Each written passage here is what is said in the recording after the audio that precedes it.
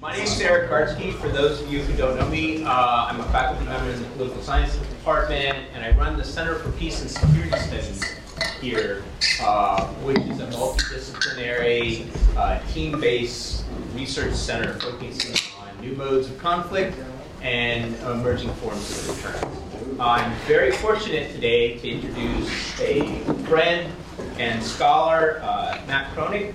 Matt is an associate professor at Georgetown University. He's written 7 books and numerous articles and policy pieces. He's one of the very rare scholars in the political science arena that hits on all cylinders, both in the academic sphere and in the policy community as well. In addition to being a full-fledged tenured academic at a top research institution, he's also been he's also served in the Department of Defense's strategy office, the Office of the Secretary of Defense, and he also works actively with the Scowcroft Center for Strategy and Security, where he covers a variety of issues, but especially nuclear security and great power competition. I hope you will join me in welcoming Matt Kroenig to UCSD.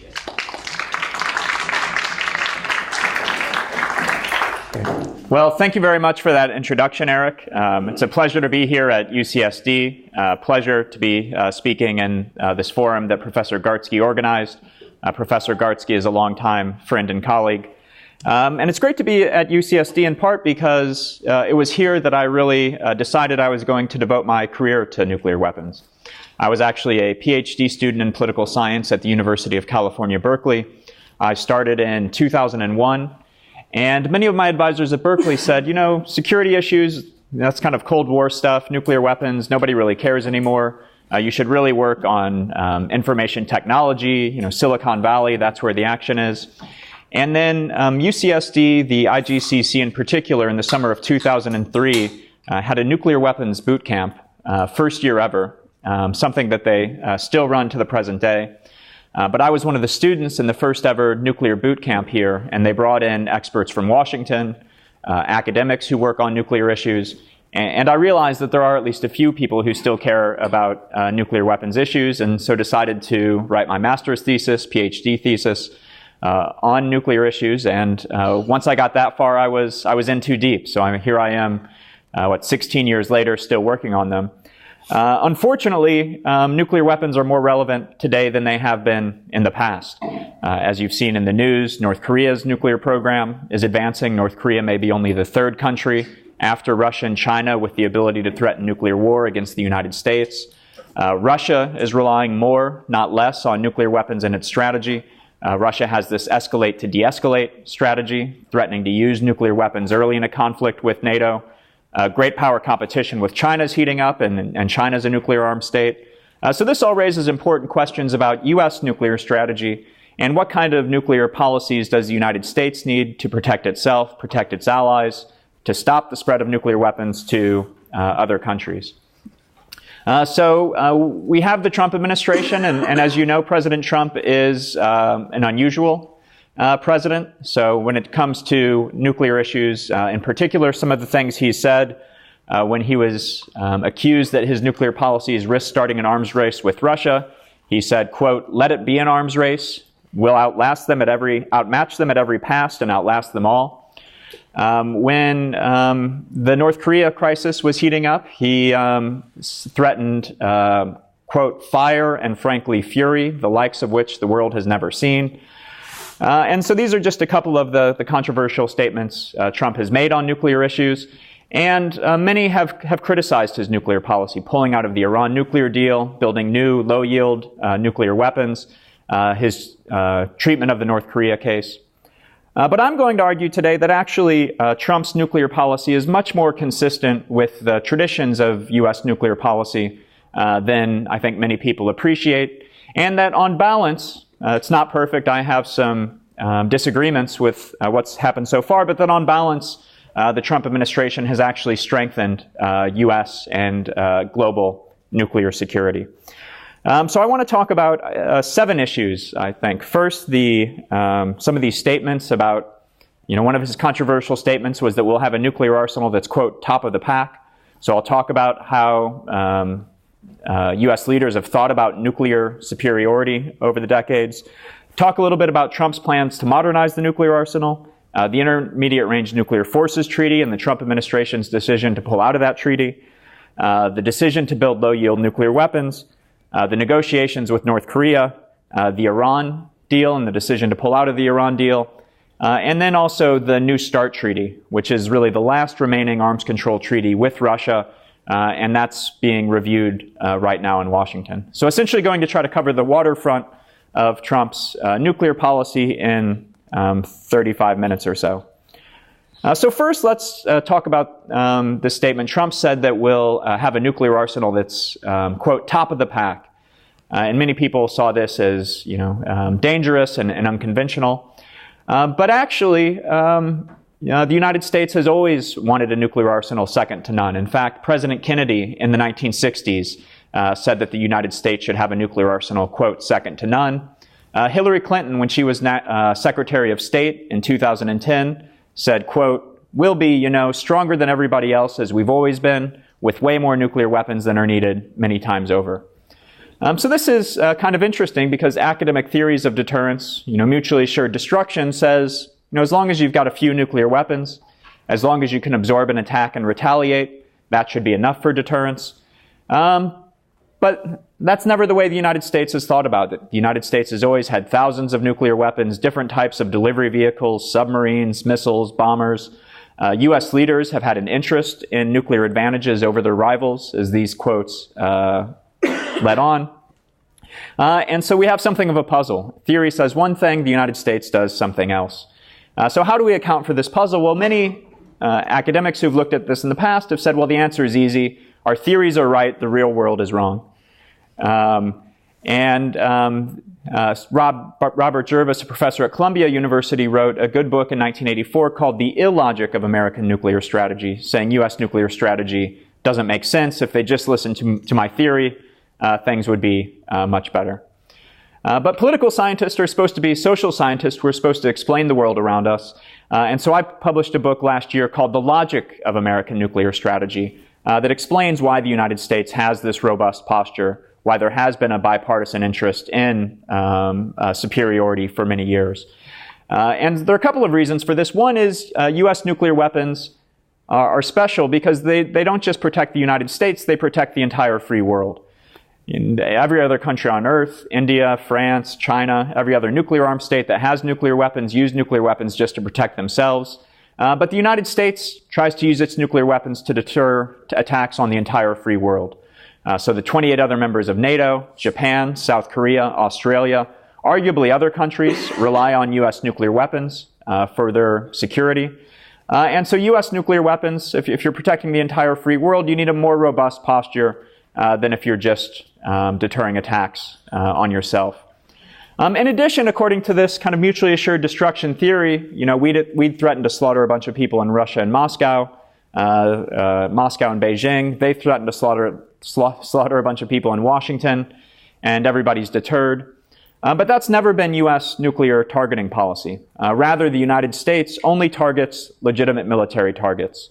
We plan to use our nuclear weapons against missile bases, submarine bases, air bases in Russia, China, and North Korea. And we do that for 2 reasons. One is legal and ethical and moral. President Obama was very clear about this in his nuclear employment guidance to the Department of Defense. As you know, international law requires combatants to distinguish between legitimate military targets and civilian targets. And so the United States does that with its nuclear strategy, only target legitimate military targets. The second reason we do that is strategic. So-called damage limitation has always been an important part of U.S. nuclear strategy. And the idea basically is that we use our nuclear weapons to deter nuclear war. But God forbid, if there is a nuclear war, if an enemy attacks, we don't just sit back and say, okay, now we accept our mutually assured destruction. Rather, we would do what we can to limit damage to ourselves and our allies. So every enemy nuclear weapon we can destroy at a base over there is a nuclear weapon that's not landing on the territory of the United States or the territory of our allies. So if you're going to do counter-force targeting, then you need to count up the targets. And U.S. military planners are somewhat cautious. What if the missile doesn't go off? What if it misses the intended target? What if the nuclear weapon doesn't go off? What if the nuclear weapon goes off but doesn't destroy the target? So they build in some redundancy, and the exact numbers are classified. But outside analysts often use, as a rule of thumb, 2 offensive warheads for every target. So if you actually count up the nuclear targets in Russia, China, and North Korea, multiply by 2, you get to about 2,000 nuclear weapons, which is what the United States has in its arsenal today.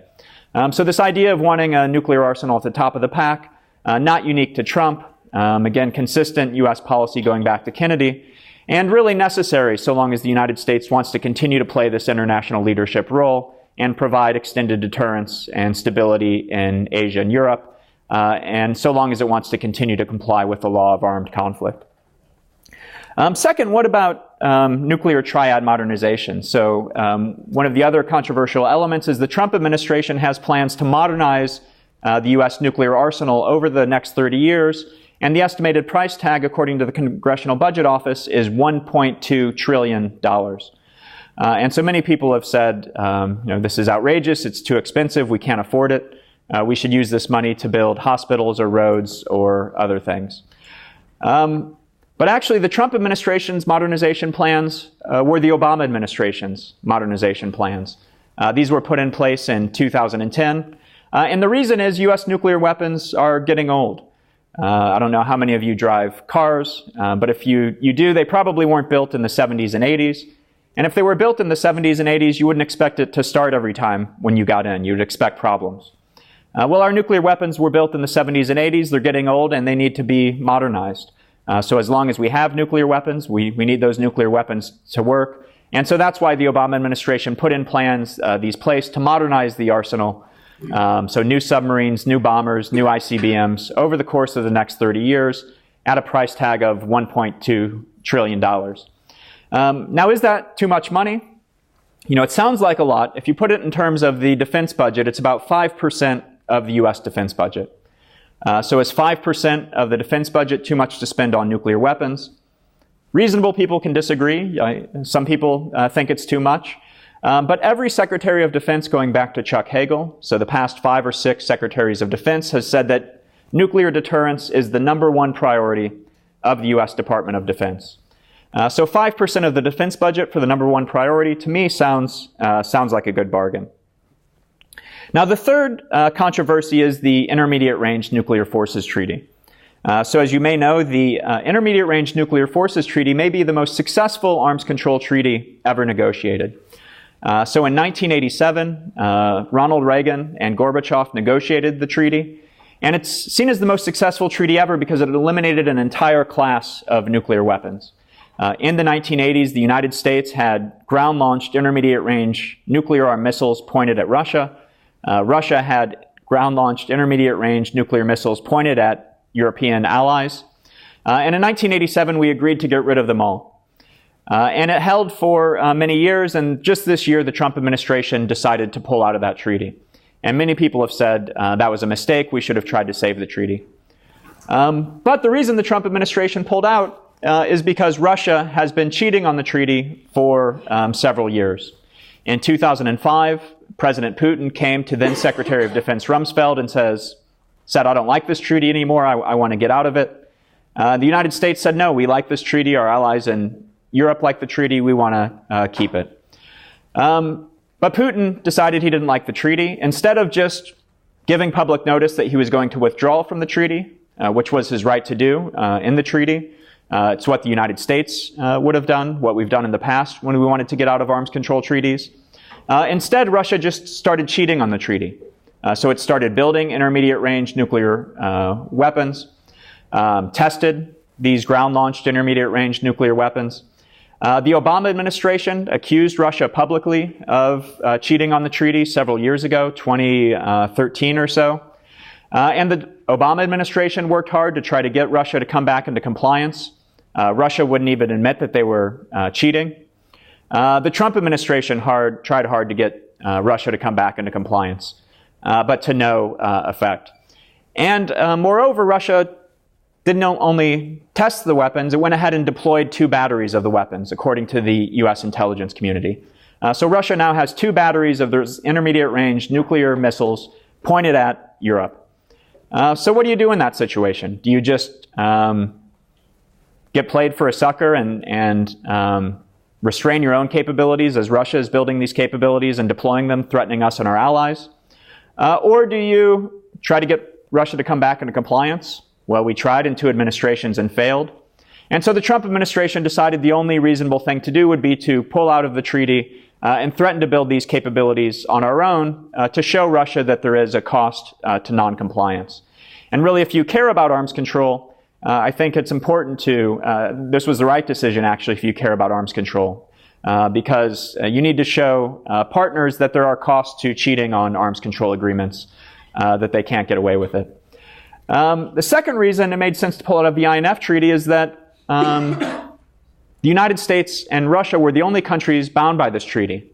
So you have China, India, Pakistan, every other nuclear armed state on Earth building these intermediate-range nuclear capabilities. And China in particular has about 2,000 missiles within this range, currently aimed at, capable of holding at risk U.S. allies, U.S. bases in Asia. And so many people who have worked on military strategy for China have said we don't have enough firepower to fight China if World War III breaks out. And if that's the case, then we don't have the ability to deter China. So we could try to put more missiles on ships and aircraft, but that becomes very expensive. China builds a missile, sticks it in a hole in the ground. We build an F-35. China builds a missile, sticks a hole in the ground. We build a carrier battle group. We're on the losing side of that cost equation, but now that we're out of the INF, we can build and deploy conventionally armed intermediate-range missiles in Asia as a way to bring more firepower there to deter China and protect our allies. So I think for both of those reasons, pulling out of the INF was the right decision. Russia was cheating anyway, and these capabilities are needed in Asia to counter China's capabilities. Next issue is low-yield nuclear weapons. So you may have heard about this. The Trump administration in their nuclear posture review announced that they were going to build 2 new low-yield nuclear weapons.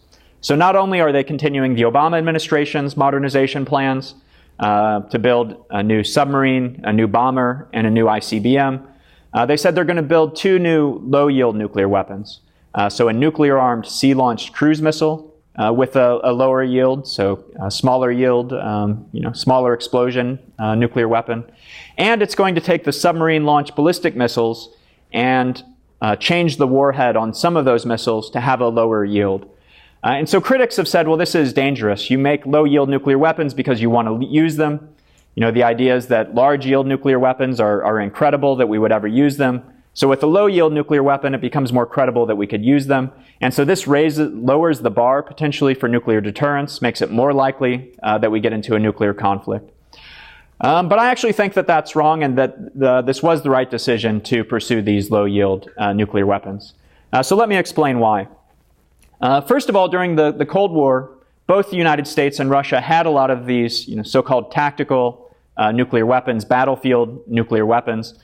And actually, Admiral Thomas and I were talking about this earlier today. He was on a submarine that had some of these low-yield nuclear torpedoes. So at the end of the Cold War, we decided we're going to get rid of all this stuff. We had all kinds of stuff, torpedoes, depth charges, artillery. We decided, well, that was kind of dumb. Let's get rid of it. Russia decided to keep all of its stuff, and it's building more. So Russia has about 2,000 of these battlefield nuclear weapons. These include nuclear torpedoes, nuclear depth charges, nuclear mines, nuclear surface-to-air missiles to take out airplanes, nuclear missile defenses to take out incoming missiles. Basically, Russia puts a nuke on any military system you can imagine. Moreover, Russia has what they call this escalate to de-escalate strategy. So basically, the idea is if they get into a war with NATO, they would use a small number of these low-yield nuclear weapons early in the war. So, they invade Estonia, we come to Estonia's defense, and they nuke an airbase in Warsaw. So put yourself in the shoes of a US president or a European leader. We're at war with Russia, we're defending NATO allies, and they use a nuclear weapon. How do you respond? Well, the goal of Russia's strategy is he's betting that US leaders, European leaders are going to be unwilling to respond with nuclear weapons. That rather than risk a nuclear war with Russia over Estonia, that we would prefer to back down and give Putin what he wants. As Secretary of Defense Mattis put it, the idea of this strategy is to force us into a situation of suicide or surrender. Either we commit suicide by retaliating with nuclear weapons, potentially getting into a large-scale nuclear war, or we just back down, let Russia have whatever it wants. As long as Putin's willing to threaten nuclear war, he can take Eastern Europe. We'll surrender. So what the low-yield nuclear weapons do is to try to change Putin's calculation. You think you can use 1, 2, or 3 of these low-yield nuclear weapons and win a war in Eastern Europe? Actually, that's not what's going to happen. You use 1, 2, or 3 low-yield nuclear weapons. We can use 1, 2, or 3 low-yield nuclear weapons in response. So the purpose isn't to fight the nuclear war, it's to deter Putin in the first place. To convince him that using 1 or 2 low-yield nuclear weapons isn't a path to easy victory, but is rather just going to lead to a nuclear conflict. Now the next issue is the North Korea nuclear issue. Here the Trump administration has set its strategy as maximum pressure and engagement. So you'll remember 2 or so years ago when the Trump administration came to power, they focused on the maximum pressure side of the equation, increasing economic sanctions on North Korea, increasing military deployments in Asia, statements about the credibility of the U.S. military option from Mattis and others, including Trump's provocative statement about fire and fury. But the point of that maximum pressure campaign, I should also mention UN Security Council resolutions and sanctions, getting Russia and China and the rest of the international community on board for sanctions with North Korea. But the entire point of that maximum pressure campaign was to get Kim Jong-un to the table to discuss denuclearization. So that was the engagement part of the strategy. So a year and a half or so ago, Kim Jong-un gave a New Year's speech where he said he was willing to come and discuss denuclearization. So we had the first summit in June of last year. The Trump administration believes some progress was made in that summit, although there was very little follow-through from Kim Jong-un. We had a second summit just earlier this year in Hanoi, Vietnam. And it seems like the two sides are still apart. So on one hand, the style in which this was conducted is certainly unusual. Threats of fire and fury is not the way a U.S. president would usually communicate. And some of the things President Trump has said about his meetings with Kim Jong-un, saying they fell in love, and other things are also very unusual. But the basic strategy is right out of the playbook for how the United States has dealt with rogue states for many years. The Obama administration's strategy for Iran was called pressure and dual track pressure and engagement. Actually, that strategy was kind of put in place in the Bush administration, continued with Obama. And Hillary Clinton's foreign policy advisors, who I talked to in Washington, said that if she came to power, if she had won in 2016, her number one priority was also going to be North Korea, and that her strategy was going to be maximum pressure and engagement, to basically try to rerun the playbook from Iran that the Obama administration used successfully, in their view, against North Korea. So increase economic, political, military pressure, try to force them to the table to get a deal. So it's very likely we would have seen a similar North Korea policy, although probably with less colorful statements under a President Clinton. Now I'm a little more critical of the North Korea policy because I think there's very little reason to believe that Kim Jong-un is really ready to give up his nuclear weapons at this point. If he was really serious, he could have taken more tangible steps. He could have dismantled warheads, dismantled missiles. So I think the engagement track has kind of played out, and that they need to switch back to the pressure track of returning the sanctions pressure and other things. Although if they do that, they'll probably be criticized for giving up on diplomacy and being too hawkish. But I think we can't have unlimited patience. And if the goal is denuclearization, Kim Jong-un is not yet ready to give up nuclear weapons. So we need to go back to the pressure track. Next issue I want to discuss is the Iran nuclear deal. And this is an area where I think there is a clear discontinuity with the previous administration and with what the Clinton administration would have done. I think it's very likely that the Clinton administration would have kept the deal in place. But in my view, the Iran deal was a flawed deal, and I was opposed to it. And although I would have handled it slightly different, I think the decision to pull out was the right one. So let me explain why. So the first thing that's most important to understand that I think was often missed in the public debate is that there's a big difference between operating a peaceful nuclear program, operating reactors for the production of energy or for research, a big difference between that and making fuel for nuclear reactors. Because once you can make fuel for nuclear reactors, you can also make fuel for nuclear weapons. It's a dual-use technology. So uranium enrichment, plutonium reprocessing are these two sensitive nuclear fuel cycle capabilities that can be used to make nuclear weapons.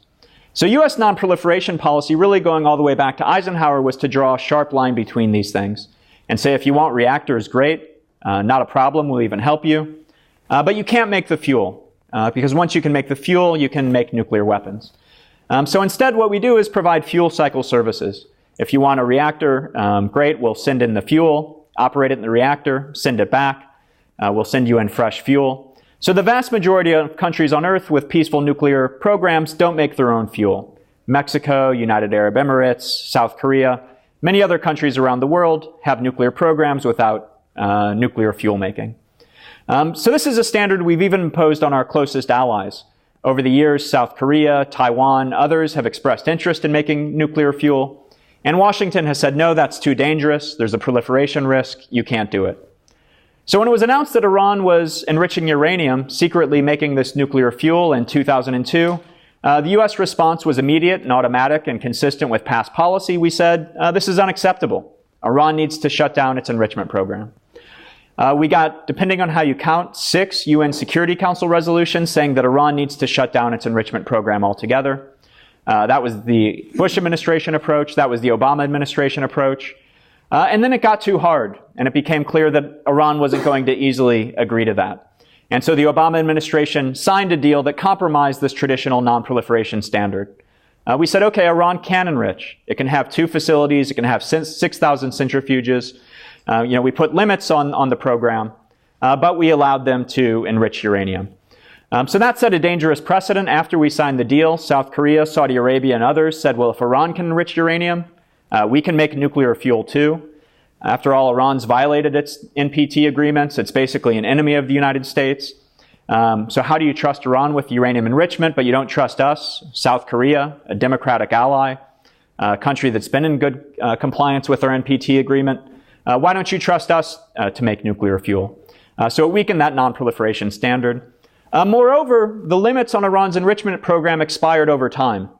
There were sunset clauses. So the limits were only, the most important limits were only in place for 10 and then 15 years. So after 15 years, Iran could have done anything it wanted consistent with the deal, essentially. It could have had as many enrichment facilities as it wanted, advanced centrifuges, enriched to as high levels as it wanted.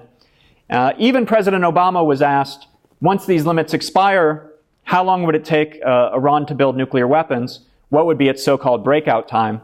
And even President Obama admitted that once the deal expired, Iran's breakout time would, quote, shrink almost down to 0.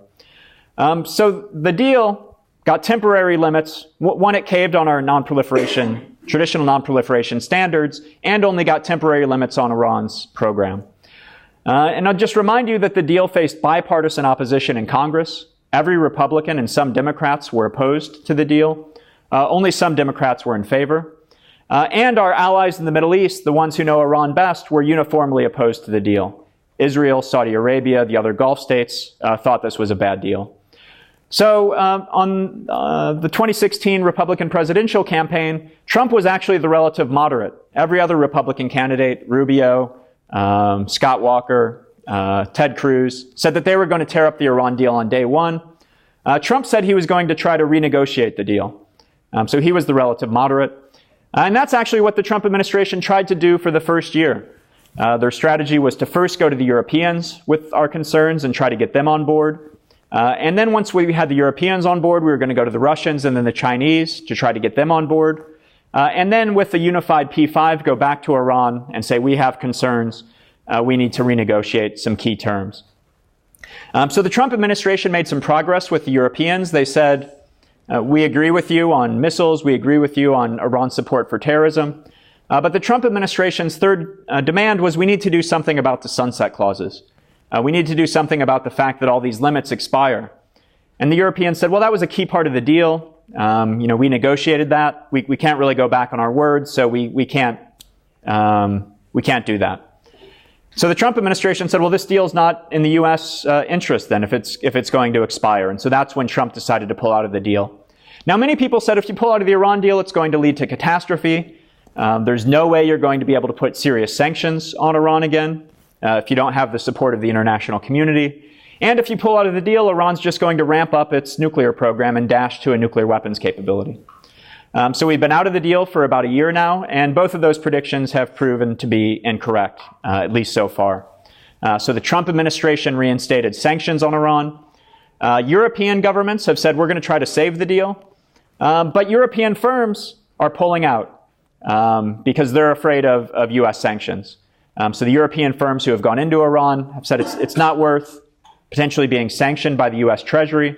So it doesn't matter what our national governments are saying. It's too risky to do business in Iran. We're pulling out. So the sanctions have really hit Iran hard, despite what people have said or predicted. And in addition, Iran hasn't ramped up its nuclear program. It's actually staying within the limits of the deal that it negotiated, despite the fact that the Trump administration has pulled out. So that's somewhat puzzling. Why is Iran doing that? I think some in the administration thinks that they're deterred by what the Trump administration might do. There may be something to that. I think it's probably more that Iran is trying to wait out the Trump administration, maybe hoping that a new Democratic administration would come in and reinstate the deal. What's interesting, though, if you look at the top nuclear experts in Washington, Democratic nuclear experts who negotiated the deal, who advised Hillary Clinton, who had likely advised the next Democratic president, they've started writing on this, and they said, well, we like the deal. We think Trump was wrong to pull out, but realistically, this has given us leverage. So if a Democrat comes in, we're not just going to put the old deal back in place. After all, the sunset limits, we've only got a few years left. So instead, we'll use the leverage Trump has created and go back to the Iranians and try to push those limits further into the future. So everybody criticized Trump, but now even people who negotiated the deal appreciate the leverage that Trump has created. So the final issue is the New START treaty. So we had this entire set of nuclear arms control treaties negotiated with Russia during the Cold War. Almost all of them have died. Conventional forces in Europe, Open Skies, the INF treaty, which I recently mentioned. New START is the last one in place. So New START is the treaty that puts limits on our strategic deployed nuclear weapons. So during the Cold War, at the height, the United States had 35,200 nuclear weapons. Russia, at its peak in 1986, had over 40,000 nuclear weapons. According to the New START treaty, both sides can deploy no more than 1,550 strategic nuclear weapons. So these are the kind of big nuclear weapons on submarines, aircraft, and missiles. So the New START treaty is set to expire in 2021, but it can be extended by mutual agreement for an additional 5 years. So many in Washington now are hoping that the Trump administration is going to extend for another 5 years, and the Trump administration is currently doing a review, an interagency review of the cost and benefits of staying in the treaty versus pulling out. So it'll be interesting to see what happens. I mean, one issue is whether Russia wants to stay in the treaty or not. Russia has pulled out of these other agreements, cheated on the INF agreement. Does Russia want to see this treaty continue? I suspect that it does, but it's not guaranteed. The second issue, though, is this in the United States' interest, and should the United States extend New START? And to be honest, I'm somewhat torn about this. And I'm somewhat torn because I think we're in trouble either way. If we pull out of New START, Russia is actually much better positioned to gain a nuclear advantage in the short term. Now, after the end of the Cold War, we really let our underlying nuclear infrastructure deteriorate quite a bit. During the Cold War, we had Los Alamos, Lawrence Livermore, other nuclear facilities around the country producing nuclear warheads. After the end of the Cold War, we said, well, we don't really need this stuff anymore. We don't have to spend on it anymore. And those facilities are in pretty poor shape. And there are some PBS documentaries, if you're interested, with ceilings caving in and stuff like that. On the other hand, Russia never lost its interest in nuclear weapons. So Russia has assembly lines currently producing new nuclear warheads every year. So if they pull out of the treaty or we pull out of the treaty and we get into a new arms race, we're going to lose, at least in the short or the medium term. So that's not in our interest. On the other hand, I see Russia pursuing a strategy where it's looking for a nuclear advantage while it remains in compliance with New START. So New START limits a certain category of weapons, strategic deployed warheads. And so we and the Russians are locked in there. In the meantime, Russia is building up its tactical nuclear weapons, as I've talked about, over 2,000 and building more. And Russia is building new strategic nuclear weapons that we never even dreamed of during the Cold War.